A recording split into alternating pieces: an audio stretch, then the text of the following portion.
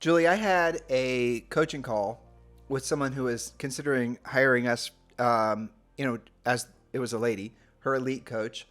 And in other words, she's basically, and this gal was very, very successful for a very long period of time. She's been in the industry almost as long as we have.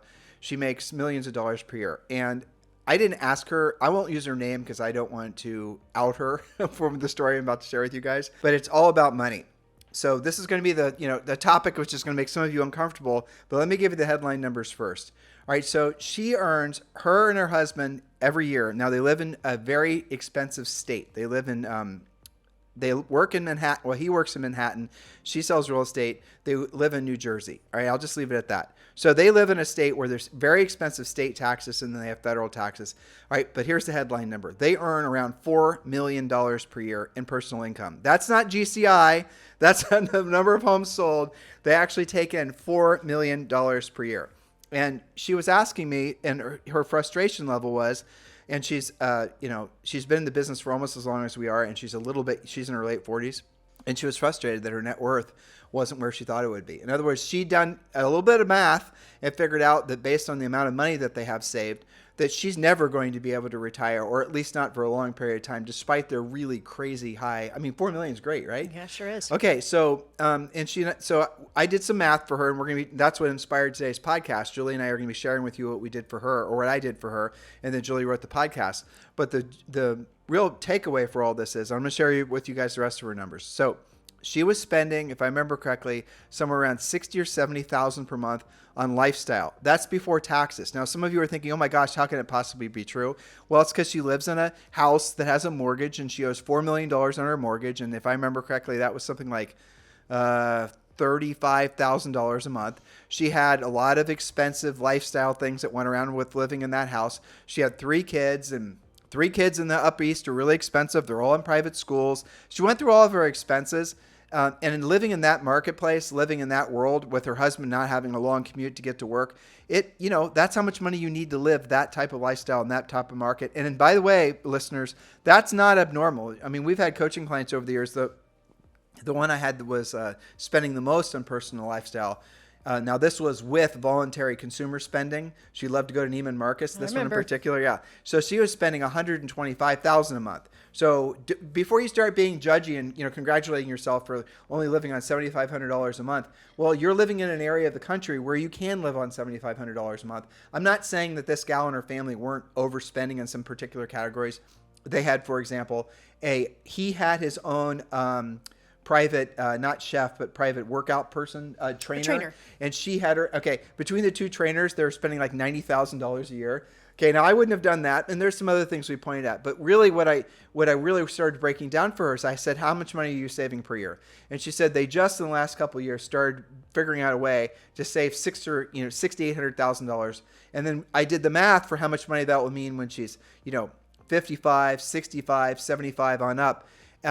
She'll be fine, but here's really, I'll tell you what the output was. So for her to continue, or for her to keep her current lifestyle, and I told you how much money she has to earn, she's going to have somewhere along the lines of like $40 million and saved in like the stock market and things like that. And maybe she'll have that much from the benefits of compounding interest, which we're going to share with you guys today, over the next, say, 15 or 20 years, just depending on how things work out in the markets.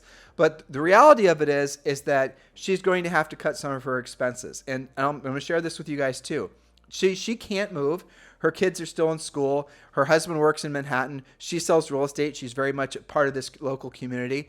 But when you do the math backwards, she was spending on average 50% of her income, her and her husband, on taxes. So that $4 million roughly goes to $2 million.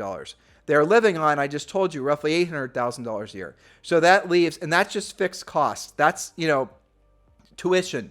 That's car insurance. That's, all the other things that they're doing for their lifestyle. But that doesn't include vacations. That doesn't include the house needs a roof. That doesn't include things like that. And then the rest of the money she was actually saving. So these were, if you think about like from I think all of you will agree, a $4 million personal income per year is very nice, right? But that can get whittled away very quickly, eviscerated very quickly, depending on where you live and how much lifestyle creep you've allowed in your life over the previous years. In other words, how expensive and how much money. Oh, you know what? We'll buy a house that, it has 10 bedrooms and we only need 3, but those types of the lifestyle creep things. And the long-term ramifications of not having invested enough money looking into the future for her, in order for her to ever get to the point where she doesn't have to work anymore, maybe her husband doesn't want to work anymore, they'll have to dramatically cut all their lifestyle, because the amount of money that she's going to have saved if she lives off the 3. So for example, if she had $10 million saved in the stock market, sounds great, right? Well, and let's say on average, inflation adjusted, that's appreciating every year by say 6 to 7%. And if she wants to not actually have to live off the principal, and we're going to explain all this in a second, she's going to maybe pull out 3% per year and live off of. That's only $300,000. So in order for her to basically comfortably retire, she's going to have $20 million in the stock market. Remember, I told you 50% of her income, and this is assuming they keep earning at the same level that they are. And she had something the equivalent of like $6 million. So doing the math going forward, given her expenses, she's going to have to maintain a very high income for a very long period of time for her to ever get to the point where she can live off the passive cash flow to cover all of her current expenses. You guys get it? So I want you to think like this, and I want you to actually think about why you're in real estate ultimately. The reason that, if you really go and drill down on the reason that all of you got into real estate, it was so you can have freedom. But what you've created for yourselves is the exact opposite of freedom. And that's what we're going to be helping some of you, and hoping that some of you open your minds to, that maybe get back in alignment with what your real motivation was to get into real estate in the first place. That was very well put, and a great introduction to our topic.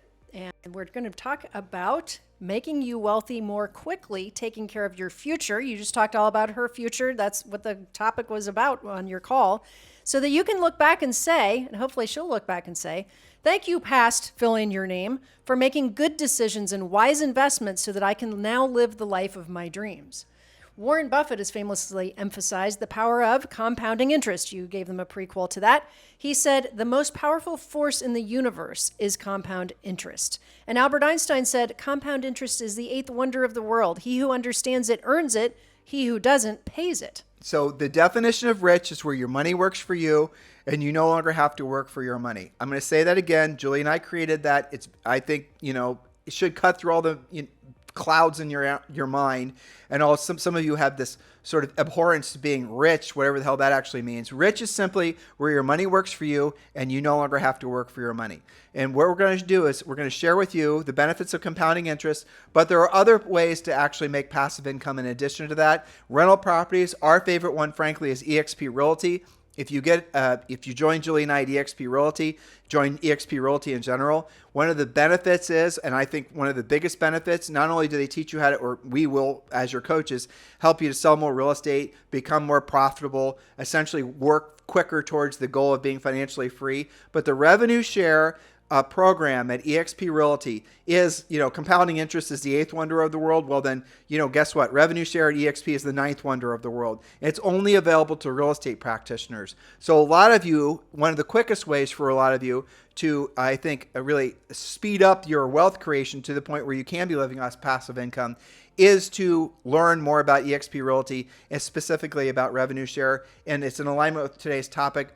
So there's 2 paths forward. The links to learn more about our eXp Realty group are down below in today's show description. Or if you're ready to join eXp Realty and you're looking for a sponsor that's going to be very proactive in your success, text me directly. In the text, tell me a little bit about yourself, right? So that when I follow up with you, we hit the ground running. My cell phone number is 512-758-0206, 512-758-0206.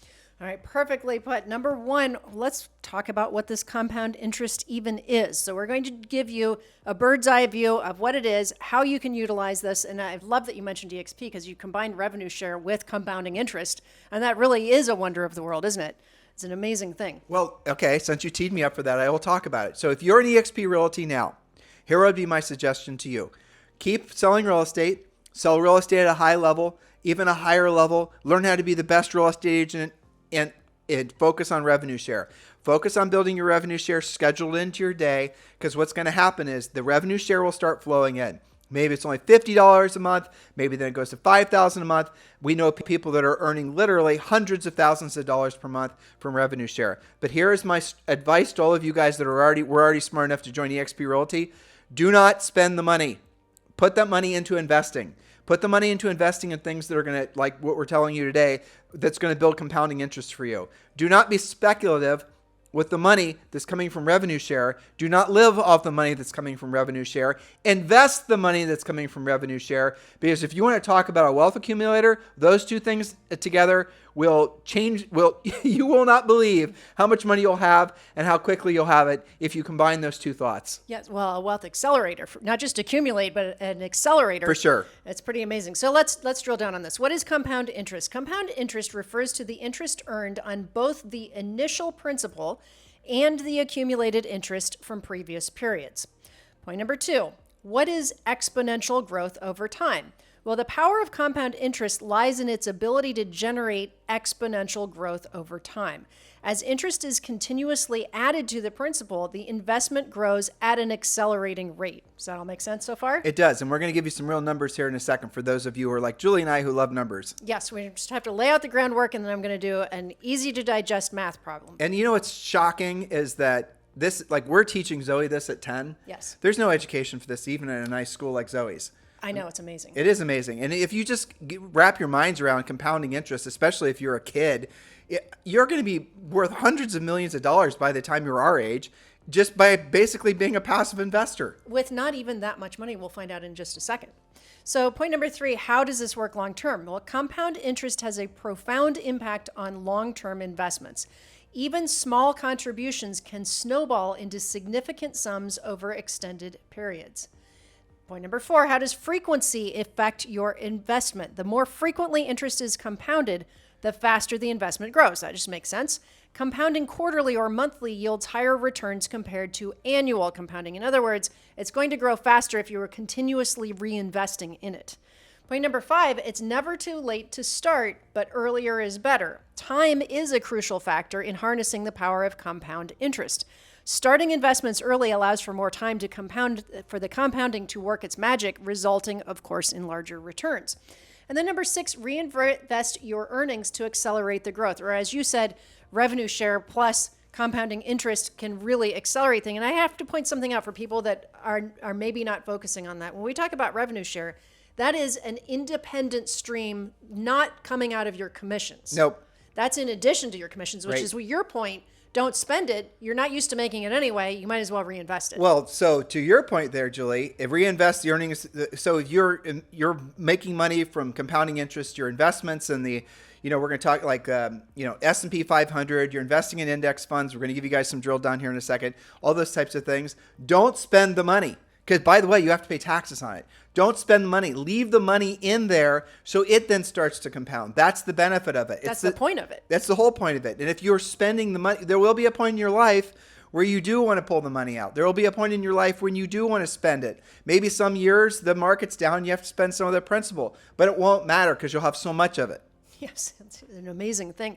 So point number 6 was reinvest your earnings to accelerate the growth. Reinvesting earned interest further amplifies the effects of compounding.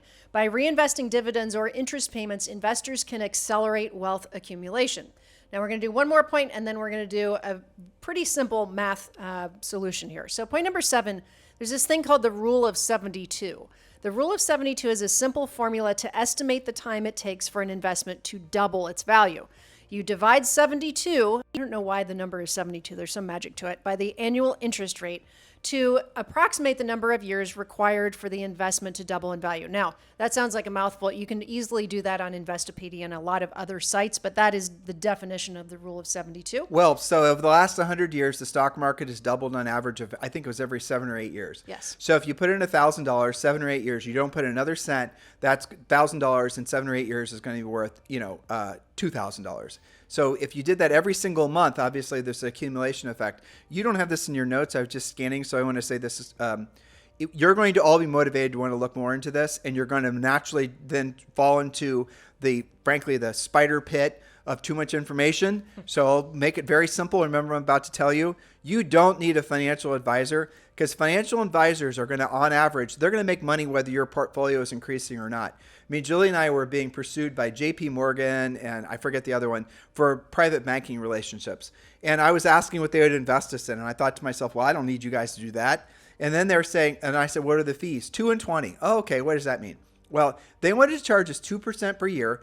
And you guys got to look into this. You got to do your own homework. You got to read what the actual fees are, because the fees suck the life out of your compounding interest. So they wanted to charge us 2% per year. Well, you're thinking, well, that's 2% that is going to someone to manage my portfolio and whatever. And then they wanted to charge 20% of whatever the upside is. So let's say I put in $1,000 and $1,000 is worth $1,200 in 12 months. Wow, great. Went up by 20%. Well, guess what? 20% of that increase of 20% is going to go to them for doing, in most cases, nothing.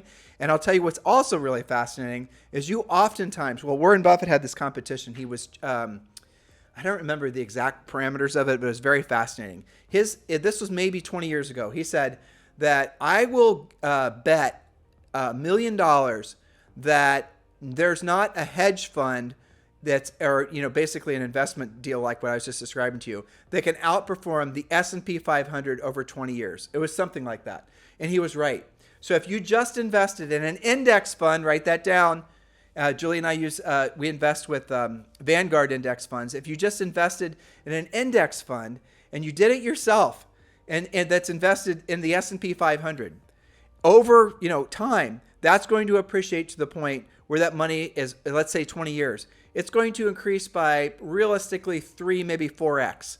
That is going to be passive in the very definition of being passive. You want to know how people become worth tens of millions of dollars? It's not because of the lottery. It's not because they had a company that went public. Very rarely are those the cases. It's not because they, guess what, listeners, sold a bunch of houses. It's because they invested the money that came from selling a bunch of houses. In other words, they built profitable real estate businesses in our cases, right, that allowed them to invest that money into things like the stock market and maybe buying rental properties. But those of you who have rental properties, Julie and I have dozens of them, do not spend the profit from your rental properties. Invest that into the different forms of equities or buying more rental properties. The key is never stop selling real estate. Never stop selling more real estate. Never stop making yourself better as a real estate practitioner, and invest and reinvest all the profit that comes from all these income generation spokes, some of which we're sharing with you right now. Yes, and quick disclaimer, we are not your investment advisors. We are opening your eyes on this podcast as real estate practitioners to invest some of your commissions. You know who's been writing great books lately? Tony Robbins actually has done the last 2 books he's done on this money stuff, financial wealth building, I think have been really fascinating. Yes, I listened to one. Yeah, they're great. And so go and listen to those. But I'm going to, again, tell you the punchline. If you want to stop, if you don't want to, do your own homework, obviously. Julie and I, as she just said, are not investment advisors, but it's going to be index funds. It's going to be most likely through Vanguard. You're going to want to Google Boggleheads, Boggleheads, Boggleheads, 5-fund portfolio and 3-fund portfolio. Just read. I know that sounds crazy, but do what I just said. Boggleheads, 3-fund portfolio, and Boggleheads 5-fund portfolio. And then you're going to be stepping into the realm of the reality of normal people that are making themselves into decamillionaires on up. Because if you just invest like Warren Buffett, which is what basically I just told you to do, you're going to get the benefits long-term of compounding interest. It's a beautiful thing, and you will thank yourself as you see this grow. It doesn't take very long for you to see that. So we're going to do a little bit of math here, and you might want to write this down. Or Tim, how can they see this math problem? Well, so there's a calculator actually. Oh yeah, you're telling me, just tell them about the newsletter. Yeah. But before I do, do you remember that website? It's called the Monte Carlo calculator or something. Wasn't that it? I think that is what it's called. Yeah, Monte Carlo calculator. Google that. And then you can actually, I think it's again called Monte Carlo calculator. It doesn't cost anything. If I'm getting the words wrong, I'm sure Google will sort it out. And then you can actually go and play with different scenarios. If you invest $100 a month, $10,000 a month, $100,000 a year, here's the output over this amount of time. And use an average rate of appreciation based on what the S&P 500 has done over a long period of time, and then you'll get a sense of really where you're at. If you're older and you're just discovering the gift of compounding interest now for the first time, and you're thinking, well, I don't have enough time to benefit from compounding interest, you're wrong. But you want to combine it with other things. But think about where, how much money would you need coming in passively if you chose to no longer sell real estate? That's going to be a point where all of you are going to get. So if you no longer want to sell real estate, how much is it? $10,000? $15,000? So here's what you're going to do. Maybe it's 20,000, maybe it's 30,000. You're going to figure out multiple ways to make that same amount of money passively. Like when Julie and I started, and we've been married 33 years this year, we wanted to have enough money coming in every month off of our rental properties passively, so that by the time I was 40 and she was 39, so we could live off that cash flow. It took us a year longer, but we did it. And what we did is we kept on reinvesting that money. We never lived off the cash flow from the rental properties. We just kept reinvesting it. And I have to tell you, for a long period of time, for probably 25 years, we weren't really feeling the whole benefit of all the, compounding interest in the investing and the work that we've been doing. And then it just felt like we reached escape velocity. And then all of a sudden, basically, we're, on the rocket ship to some new planet, because the compounding interest really started to pay benefits. The real estate really started to pay benefits. All these things, but you've got to start. And again, a wealth accelerator that I strongly encourage all of you to do is absolutely positively eXp Realty. At least consider the benefits of revenue share as one of the key drivers to future wealth, maybe wealth beyond what you're ever going to be able to get from investing the profits from your real estate business. Very well put. So let's do some math here. To illustrate the power of compounding interest, let's consider an example where an individual invests $10,000 at an annual interest rate of 5%. We're being very conservative. Why did I choose 10 grand? Because that's the average commission. Everybody listening can do that at least once this year, right? 5% is very conservative, by the way. I know. And in fact, I looked that up. Again, part of this is to keep it conservative and make the math easy. And so they can all relate. But the average over, I think it's even like 40 years of the S&P 500 is almost exactly 10%. Yeah.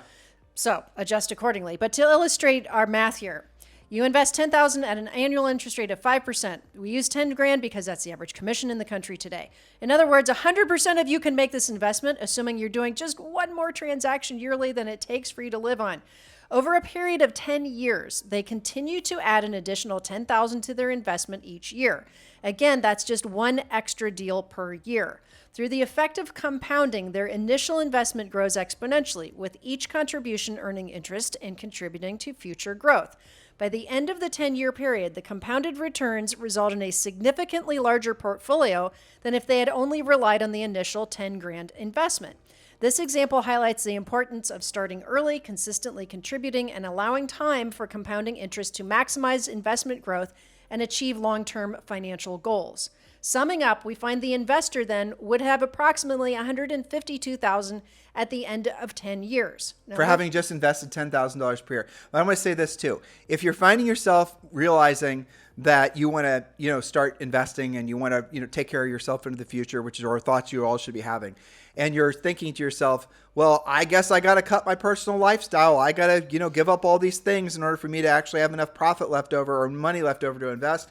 I will strongly suggest you consider some of the things that you're spending money on wastefully. Start there. That's the easy button. Let credit card statements do the rest of it. You and I, Julie and I, are big advocates of using mint.com, which is, I think, now going to come called something else, but it doesn't matter, to track all your spending. But it is actually easier. It will be less, it'll be more, I'll just say the word easier, to earn more money than to cut your personal expenses. So I will suggest, instead of saying, well, we got to downsize the house, or we have to give up the dog, or, whatever it is, instead of doing that, instead challenge yourself with, how can I sell an extra house per year, to Julie's example, or 5 houses per year? And all that money is going to go to investing. You guys get it? So psychologically, if you're having to sacrifice and give up things in order for you to hypothetically have this better version of yourself in the future, because you've been to invest that money. So, you're driving a car that you really love. Well, might as well get rid of it and buy some piece of crap because you can get rid of the lease payment. Don't do that. Figure out how to earn more money, because you're not going to be very motivated to actually, work towards saving more money and building up money through compounding interest if you're constantly reminding yourself of all the sacrifices you have to do today. In other words, it's easier to earn more money than it's actually for many people to cut expenses. Yes. Well, that really is that's a mindset point, basically, that ties into this compounding interest point. So, for example, if you're an agent, as many of you are, who mostly sell past client center of influence, repeat, and referral, that has been your lifestyle, what if you just add one more type of business, expireds, for sale by owners? Maybe you learn to take just 3 expireds this year and you invest all of the money, right? But that's the beauty of That real is estate. easier. But that's the beauty of real estate. It is. And if you're in a marketplace, like $10,000 is kind of like an entry-level commission in most of the country. There's a lot of people that are earning $30,000, $40,000, $50,000 per transaction. We're not saying cut the lifestyle. We're not saying, unless it's a lot of silliness, we're not saying don't go on vacation. We're saying figure out how to earn more money. Going back to the gal I was telling you guys about at the top of the call, and she said, well, we want to compound it faster. And I figured out her average commission was $43,000. Okay, a lot. She ought to be able to do that. Yeah, I told her to sell 5 extra houses per year, pay the taxes on it, invest the money, and guess what? She absolutely will slay her, financial abundance goal on time for when she decides that, she's in the future. She said she doesn't want to necessarily sell real estate when she's 55 or 56 or whatever her age was. That's fine. Sell a few more houses. It's easier than worrying about telling Johnny and Susie that they can't go to their private school anymore. Exactly. I think it's pretty inspirational too, motivational. So speaking of your example, if we did an example based on 10 grand, that's the average commission. Let's say that instead we invested 30,000 per year at a paltry 5%. You're probably going to do a lot better than that. After 10 years, the investment would be worth almost 500,000. After 20 years, it's then worth 1.3 million. After 30 years, it's worth 2.5 million. But the reality of it is, even inflation adjusted, you're going to get a lot better return out of that. So even after 20 years, let's say, you're thinking, oh my gosh, it's only 1.2 million. Well, that's in today's dollars, but in 10 years or 20 years, it's obviously going to adjust with inflation. But using today's dollars, if you're going to pull out 3% per year, it's 50 grand basically. That's really what it is. But it's passive. It's passive, but this is the reason I'm saying do multiple things and as you get older, hypothetically, your lifestyle is going to go down. Maybe not Julie's, but normal people, right? So the moral of the story is do create the revenue share with EXP. Do buy some rental properties and set them to pay themselves off through the cash flow from the tenant. Do invest in the stock market and doing the things that we're describing to you. Be careful about excessive risk.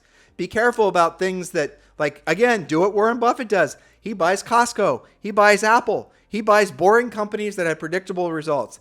And ask one of his litmus tests, and Charlie Munger said this. He said, before he makes the decision, do I understand what this company does? If you don't understand a company you're thinking about investing in, don't invest in it. And then the next question is will I want to own this in 20 years? Well, you can't know for sure, but chances are he's going to want to own Costco in 20 years. Chances are Apple's still going to be kicking ass in 20 years. You guys get it?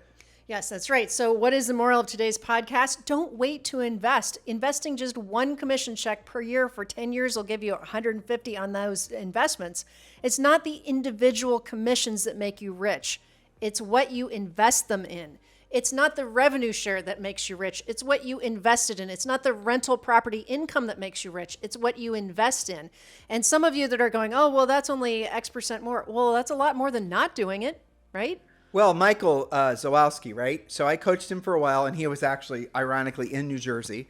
And I said this, I tell this podcast because I tell the story on the podcast because it, I think, speaks to, frankly, what our motivation is. One of my happiest days in coaching, and this is after having done well over 100,000 paid one-on-one coaching calls, was when Michael fired me. And why? Because the original goal, I don't remember exactly. He listens to the podcast, so maybe, Michael, let me know. Remind me how long it was. I think it was 2 or 3, maybe 4 years. I don't think it was more than that. His original goal when we started coaching, and he told me this, and he had a very strong Polish accent. He doesn't really anymore. He said, Tim, my goal is to have this much money coming in from rental properties. Okay? And he was able to, through our coaching, create other sources of passive income too, EXP being one of them. And like I said, my happiest day was when he fired me because he had accomplished his goal. We had worked towards the accomplishment of the goal where he could be financially free, where all these sources of income were working for him and he no longer had to work for his money. Now, he didn't want to stay in New Jersey. He didn't want to have that lifestyle. So guess where he moved? Down to the Caribbean. I forget which island he's living on with his family. I think he's got 2 or 3 kids. And he sent me pictures. He looks like the Polish James Bond. I mean, he's having an amazing life. That's the decision he made. And you know what? I celebrate that decision. I'm incredibly proud of him for having made that decision. Well, how did he do it? He cut his lifestyle. He's, maybe in New Jersey, he had to spend $25,000 a month. I'm sure down where he's living in the Caribbean, he can have an equally, if not better lifestyle for probably $5,000 a month. And he's probably making $15,000 or $20,000 a month from his passive income. You guys get it? That should be permission for all of you to look for a point in your life where you can have true escape velocity, and that the fuel for that rocket ship to actually break free of the gravity is only going to come from passive income. You've got to be proactive about it. So in the notes, how do they get the newsletter? Because there are some calculators that I listed here, and plus the one that you said, the Monte Carlo one, if you want to do more research, which you should, so you can get into action quickly. Well, it's good. Ultimately, you guys got into real estate because you didn't want a boss, you wanted to control your own schedule, and you wanted to have unlimited amounts of income. You accomplished the first two goals the second you get your real estate license. No one's telling you what to do. No one's holding you accountable. That's mostly a bad thing, but it should make all of you laugh. The third thing is elusive for many of you. We just gave you an overview of the formula to accomplish the goal. The detailed notes from today's podcast, along with a lot of other content, is available on our new free newsletter. We're having to do the newsletter because we want to give you guys more content, and we're limited in the amount of space we can put in the show description. So just go to harrisrealestatedaily.com, harrisrealestatedaily.com, and subscribe. The first newsletter is coming out in maybe like a week or so, and then we're going to start putting these things out, guess what, daily. And it's going to give you not just the show notes, it's going to give you exclusive content that's only going to be available for newsletter readers and listeners, and we're going to have videos on there as well. So again, it's harrisrealestatedaily.com. In the meantime, guys, thank you for keeping this the number one listened to daily podcast for real estate professionals in at least the United States. You have a fantastic day. We'll talk with you on the show tomorrow.